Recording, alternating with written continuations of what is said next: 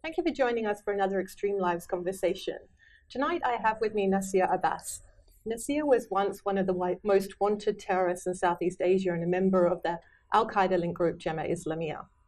He trained many of the Bali bombers in weaponry tactics when he was in Afghanistan.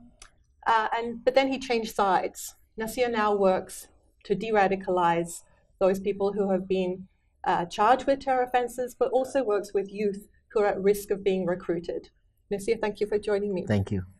Nasir, you were born in Singapore, but you're Malaysian. Yeah. When you were young, you moved back to Malaysia.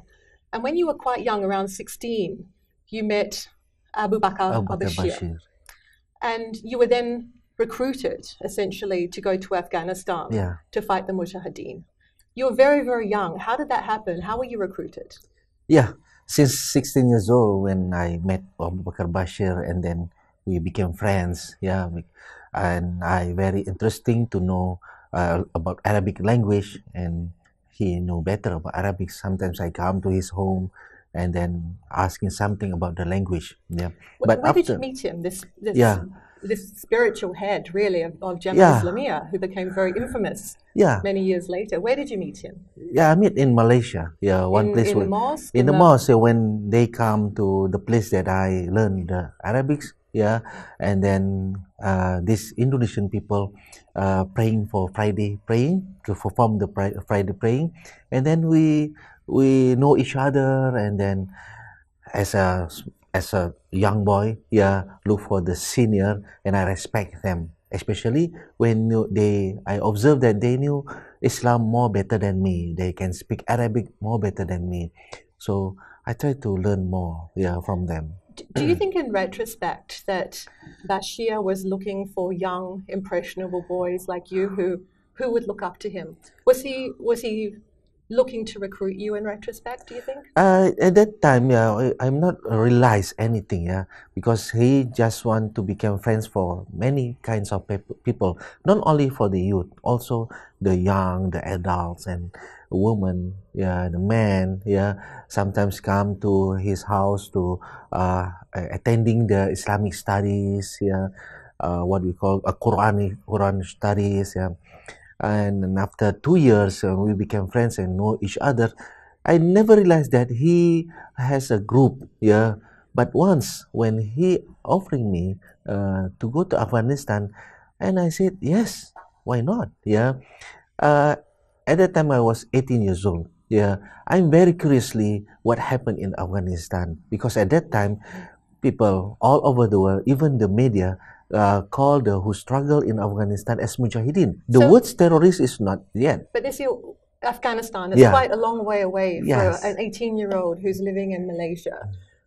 Why do you think it was so important for him that you went to Afghanistan? What were you told you were going to be doing in Afghanistan? Yeah, I read many articles in newspaper, magazine, and also some books. Abu Bakr Bashir gave me, and his friends also give me some books about Afghanistan. It's also quite interesting for me, because the words Mujahideen and the words Jihad, it's also available in Quran. So whenever they offering me to Afghanistan, it makes me a kind of like I want to know curiously. What were they offering? What they call the people who struggle in Afghanistan as Mujahideen? How they look like, and why these people call that is jihad, and how it look like. So it's make me want to know more. Did you know that you were going to go there as a fighter and as somebody who was going to train in weapons? Was this told to you before you left? Since I was before I quit from school, when I in the lower secondary school, I joined with the extracurricular, with the uniform group, And at first I want to join with the police, inside the school, but later I joined with the military. So be with the uniform institution, it makes something different for me. But when I left the school, 16 years old, I'm not attending the school anymore. So I read more about conflict in Afghanistan, and I knew that there's a conflict. The conflicts mean that a fighting. Of course, they use the guns and others. So as a young boy, I have I like do some adventure, yeah, some risky. Okay, so when they offering me to Afghanistan, in my mind, it's a fighting, it's a struggle. Yeah, maybe I can get died there. Yeah, but I think it's a something new for me. And when you were in Afghanistan, you were there for 6 years. It's a long time. Yeah. And you were there with other Southeast Asian fighters as well, and others training in weapons. Yes. When I get there, yeah, in Peshawar, so I realized that I'm not the first. I'm from the fifth batch. Yeah, since 1984. Yeah, the Indonesian has sending their people to Afghanistan, especially the link of Abu Bakar Bashir. The Indonesian from the link of Abu Bakar Bashir has get a chance to get education in the military academy of Mujahideen Afghanistan. So Yeah. when we're talking about weapons training in Afghanistan, Yeah. are we talking about bomb making? Is that what we're talking about? Of course, 3 years. Yeah, in the military academy. Yeah, everything we learn about weaponry, all kinds of weapons, small arms, heavy weapon, artillery, and also about the bomb making. Yeah, and how to spread in the bomb. Yeah, sabotage. Yeah, booby traps and others. Yeah, it is all including 3 years, and also tactic infantry, and also how to learn about geography, the navigation, maps, topography maps, and everything. So we'll get to the Bali bombing in 2002 in a minute, Yeah. where 202 civilians were killed. Everyone who was killed was a civilian. And there were people who you were training in Afghanistan who later on were very involved with that bomb, weren't they? Yeah. Who were also members of Jemaah Islamiyah. So when you were in Afghanistan, who was it that you were training who ended up being linked to the Bali bomb? Yeah, when I graduated on 1990, yeah, then I was being chosen to become one of the instructor. So when I be an instructor, some of them Indonesian, Filipinos, yeah, from Thailand, from Malaysian, yeah, either there is a Pakistani, Kashmiri, yeah, in the area, and some of them, when they back to Indonesia, they involve the Bali bomb, like Ali Imran, Imam Samudra, these two guys, one of my student before, and Sargio, Abdul Ghani, Umar Patek, yeah. So the bombs that went off those nights in Bali were very much linked back Yeah. to Afghanistan. It was led by Hambali. Hambali is my senior. Mukhlas also my senior. Yeah, so they lead some of the juniors, to do some terrorism action. So in Afghanistan, you have many groups of young men who've gone in to learn the techniques of warfare, essentially, as you're saying, bomb making, weaponry, also tactics. But then the Taliban takes over and you all have to leave. Yeah. And where do you all go after that? This is make me feel frustrated about what happened in Afghanistan. We struggled for a long time. And 1992, when Mujahideen established an Islamic state, a year later, then appeared Taliban. Yeah, Taliban disagree with Mujahideen, and then they start to kill each other.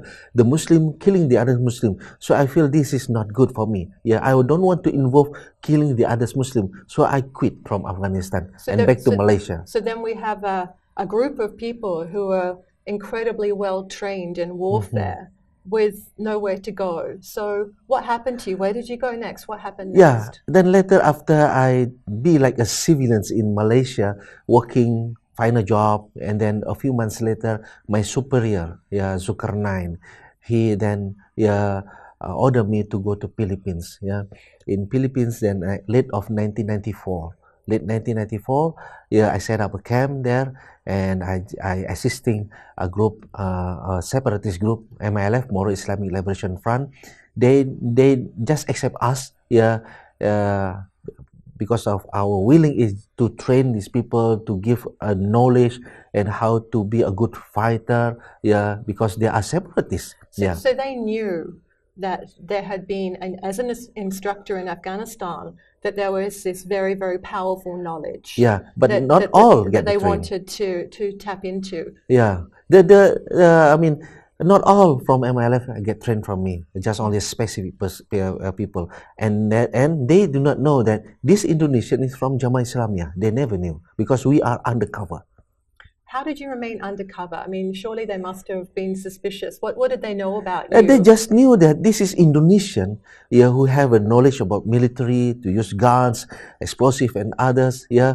But we never mentioned that we are Indonesian from Jemaah Islamiyah. The words Jemaah Islamiyah we never mentioned. They just knew that this Indonesian, the Muslim Indonesian Muslim also do struggle in Indonesia and just sharing, yeah, and get training camp in Philippines.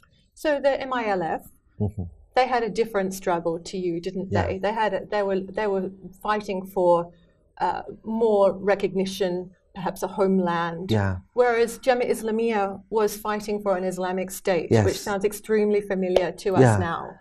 So what was the mission of Jemaah Islamiyah? Because we're now talking about the very powerful days of Jemaah Islamiyah, moving up through the late 1990s and into the early 2000s. What was going on in Jemaah Islamiyah behind the scenes at this point in time? Yeah, this is what Jemaah Islamiyah used the opportunity of conflict area in Philippines. Yeah, we Jemaah Islamiyah respect with the MILF who struggle for their homeland. Yeah, they have their own history, and Jemaah Islamiyah, yeah, in long time before, in 1949, a man called Kartosuwiryo had established an Islamic state in one place in West Java.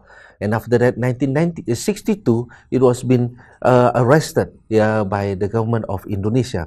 And the followers tried to re-establish an Islamic state in Indonesia.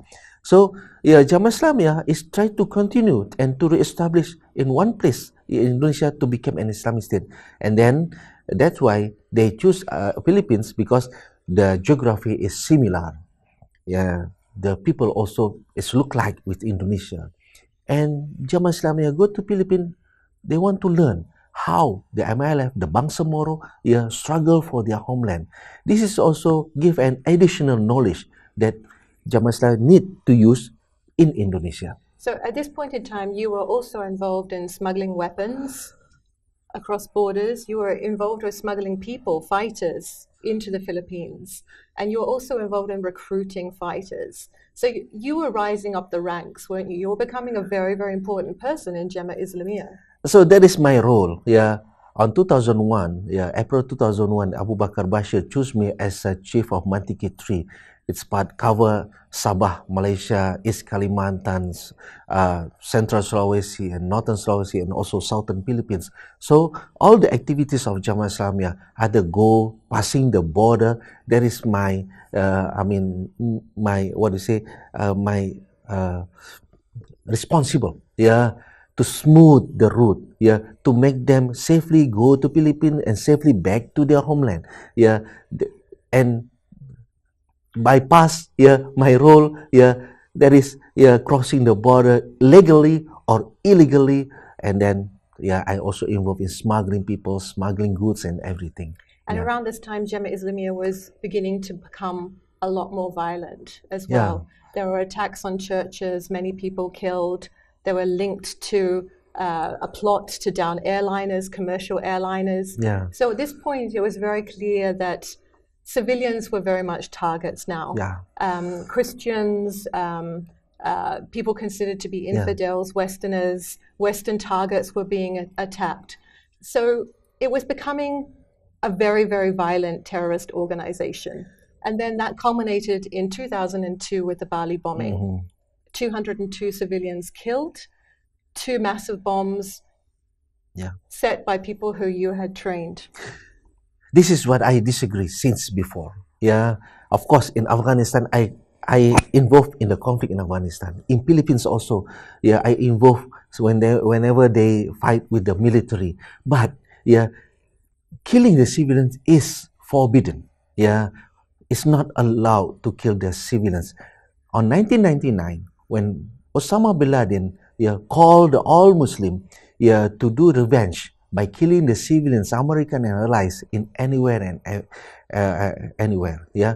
So some of JI members agree with the call of Osama bin Laden, what they call as what they said as fatwa They feel that this is their obligation to do something for Islam, and then they start to do killing the civilians. It's not the Bali bomb the first. They do on 2000 by churches bombing. Yeah, Christmas Eve. Christmas Eve churches bombing. I disagree with that, and I try to tell them stop, not to do any more. Yeah, but because it's not an Islamic teaching. Yeah, so what was happening it's not jihad.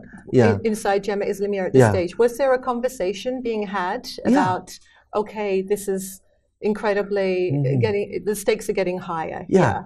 So some of JI members agree and some disagree. I mean, part of disagree. Yeah, even I train people, but some of them are already spreading. Yeah, and then they have their own life, their own group, their own leader. Yeah, so whenever they agree with Osama bin Laden, and then they start to planning and do some such of operation. This is what make me feel frustrated and make me feel sad, because what they believe, what they do as jihad, that is not jihad.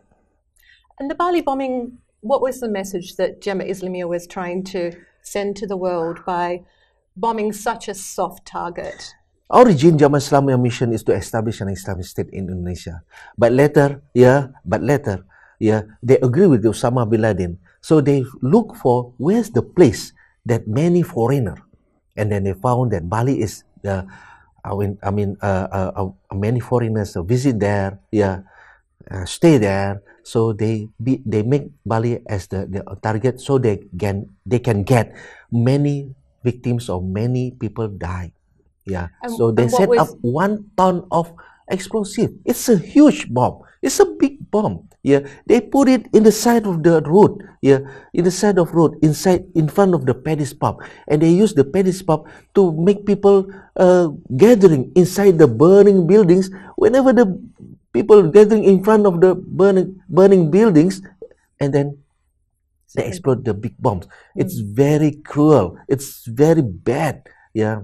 So you were still part of Jemaah Islamiyah when the Bali bomb took place, and you had trained some of the Bali bombers in how to make bombs, how to handle explosives, and how to make bombs.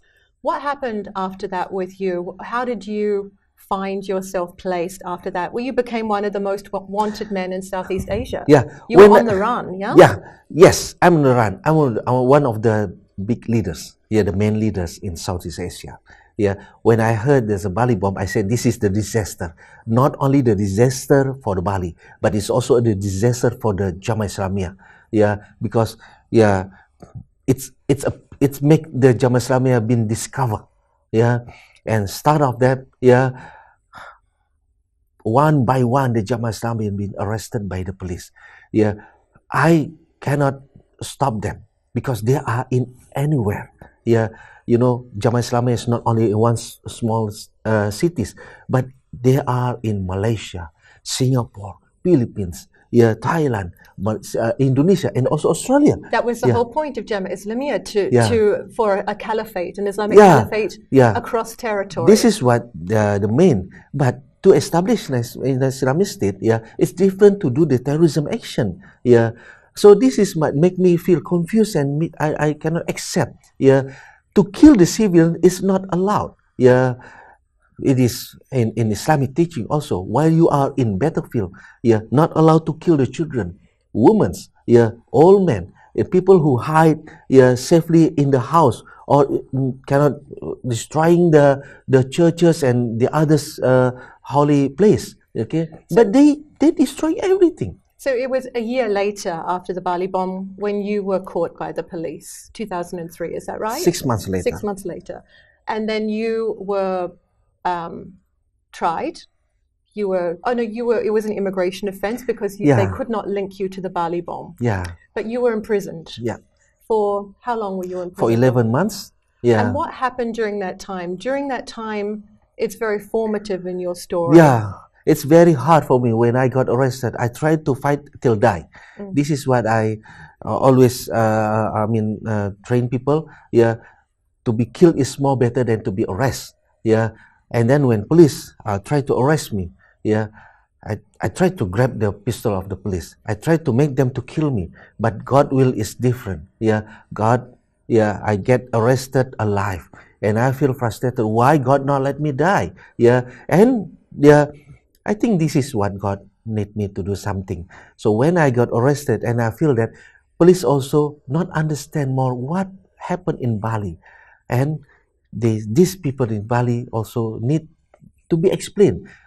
Before I got arrested, it's hard for me to look or to meet some of my men or my former student who agree with Osama bin Laden. I want to talk with them. I want to stop them, but because of the distance, because of the place that I do not know where they are, maybe this is the opportunity that God gave me. Yeah, when I got arrested, so I can tell the police, yeah, this is a bad thing. Give me a chance to talk with the perpetrators. What happened in the prison then? Did they come to you? Did they offer you a deal and say, if you give us your information, because you were so senior in Jemaah Islamiyah? No deal. This is me, the one who willing to say it. I say that you not understand about GI. Because the police looks like to generalize that all GI members have the same idea like Imam Samura and others. I said, no, it's different. Yeah, of course I involved in the conflict area, but I disagree with Osama bin Laden. I disagree with the Bali bombers. So that is what I want to be, a middleman between the authorities and the perpetrators. Yeah. But by turning against Jemaah Islamiyah and then giving evidence in court that convicted many of them, sent some of them to their death for the crimes that they had perpetuated, you became an enemy of these people and put your life at risk. My intention is stop the crime, stop the violence. This is more important. Yeah. How come? Yeah.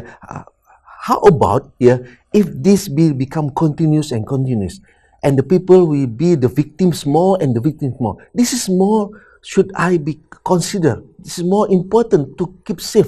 Yeah, and I try to make them to stop. If they get if they get arrested, or they get a sentence for life sentence, for example, or maybe if they get sentenced to death. Yeah. It is not my will. It's a God will. Yeah, I just want to tell the truth. What do you say to people, stop them. What do you say to people who say, well, you also may have joined these people in prison as being one of very senior commanders of Jemaah Islamiyah if you had not decided to give evidence against them? Yeah, this is hard for me, but I should do. Yeah, I give the evidence. I tell the police the structure of GI, the mission of GI. Yeah, because why GI is cannot able to stay anymore, because some of them cannot handle themselves, cannot hold themselves. Okay, they agree with Osama bin Laden, so that's why I should stop them. They use their knowledge, they use their expertise to kill the innocent people. This is bad. So it wasn't just about getting a deal for yourself that you weren't going to end up in prison for many, many years. So that's why it's risky. It's risky, but I don't care about my life. The important is I want to save others. I want to keep my friends not to do any sinful anymore. I mean, not to do a crime anymore. I talk with them. I ask the police, please let me talk with these perpetrators. I want to tell them that what they do is not jihad. What they do is not good. What they do is killing people, crime. Yeah, it's not a reward get from God, but it's a sinful. They against the Islam. I mean, because you were so senior in this organization, you've been credited with, in many ways, allowing the authorities to dismantle this organization that was so powerful. What 15 years ago is now, it doesn't really exist in the same way anymore. Yeah, thank God. And so, you have been credited with helping them to unravel that. So, did you have any success talking to any of the accused Bali bombers when you spoke to them? Did you have any success in talking to them and getting them to give more information, or were they all, as many of them were, calling you a traitor? Yeah, some of them accept my explanation, and then they before uncooperative with the police, and then later they became cooperative with the police. Yeah. I don't want to mention their name, but of course, there's a few numbers of people who involved in the Bali bomb, and then be beside the police and involved to de-radicalize inside the jail.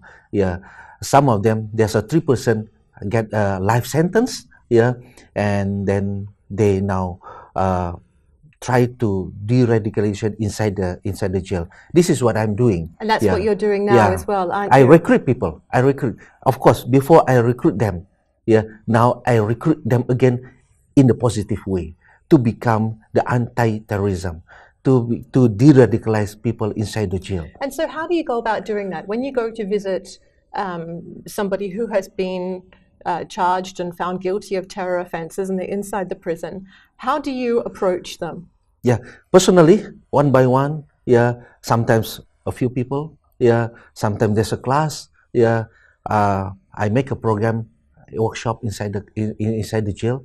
Yeah, in prison program. Yeah, we gathering all of them. Yeah, the terror convict, and sometimes we got a hard debate. Yeah, and I bring Muslim clerics. Yeah, or maybe academics. Yeah, to have discussion with them. Yeah, and I bring books to make them read some others book. Yeah, a moderate book, and to open their mind. Yeah. Do you think in that sense that what you're trying to tell them is that they're not following the true path of Islam? Is that your approach? Yes, that is what I want to tell them. That what they did is sinful. What they did is wrong.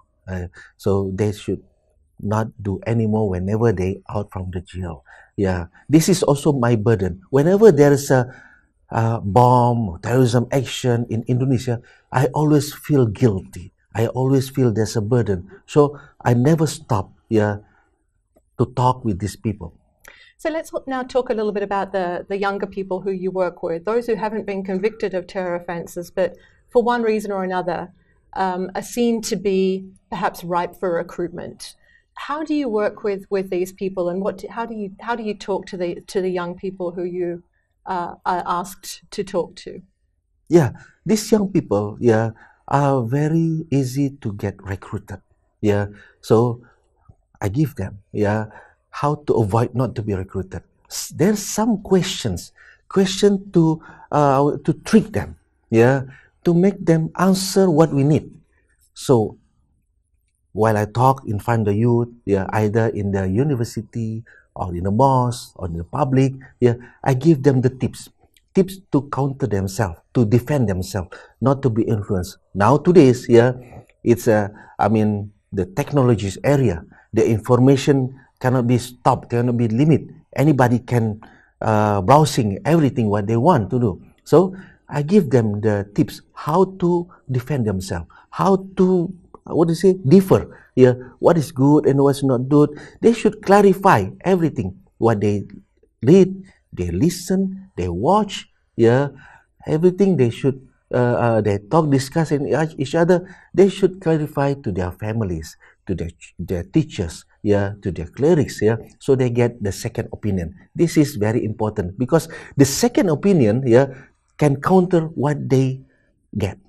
So, with these young people, when they tell you that they want to go and fight in the Philippines, yeah, or they want to go and fight in Syria, yeah, what is it that is drawing them? What is attractive to them? They always, yeah, when I found and talk with these people, they say that, yeah, this is my obligation. This is what God asked me to do. Yeah, because they get some information from the wrong person, and the wrong person say that this is what Quran says to you, for you to go struggle and fight till die and others.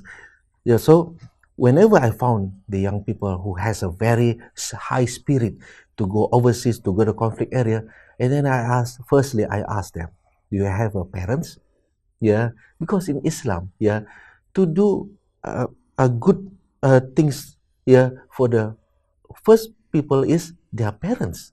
Yeah, how many, yeah, good things, good deeds that you do for your parents? If not, yeah, things again. Second, what do you know about the conflict area? Yeah, how many information did you get? Are you really understand that what happened there is truly is Islam struggle or just only an ordinary conflict?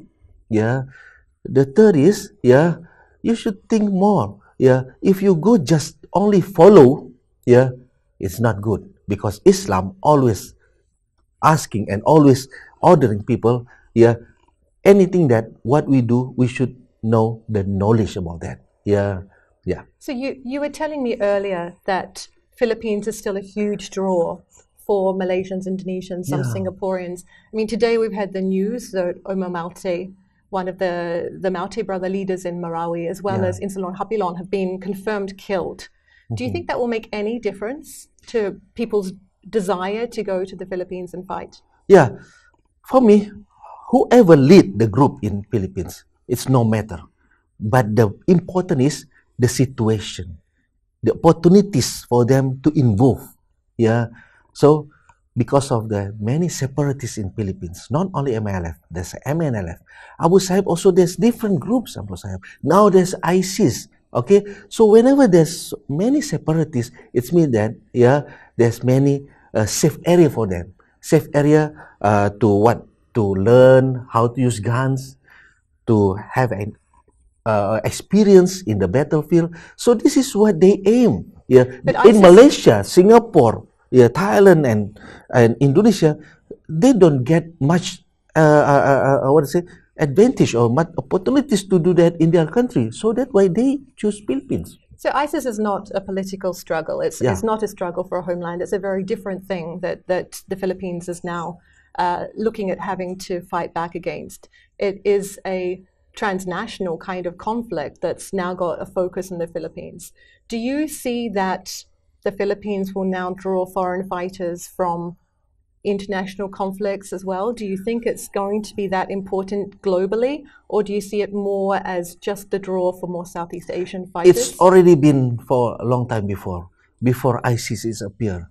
Me, when there in Philippines on 1994, yeah, I'm not Filipinos. Yeah, the Malaysian also went there. Yeah, so it means that whenever there's a conflict, yeah, especially in the name of Islam, so because of the feeling of the feel of brotherhood, yeah, the feel of solidarity, some of them come. Omar Al-Faruq went there on 1997. They bring some few numbers, around 10 or 15 Arabs to Philippines. So it means that, yeah, it's not only today's, yeah, there's, whenever there's ISIS, there's a Marawi conflict, yeah, so make people want to go to Philippines. So, but it's since before. But now, yeah, because the ISIS is more sexiest name, yeah, and they observe when they found difficulties in Syria, yeah, Iraq, now they look and they found that in Philippines, ISIS grew up. Maybe this is also one of the chance for them to join in Philippines. And so how do you counter that when you are talking to the young people who want to, as you say, go and join this new fight that they think is somehow glamorous or sexy or whatever? How can that be stopped? Look, yeah, Islam teaching us to be good behavior and observe what ISIS. Did ISIS have a good behavior?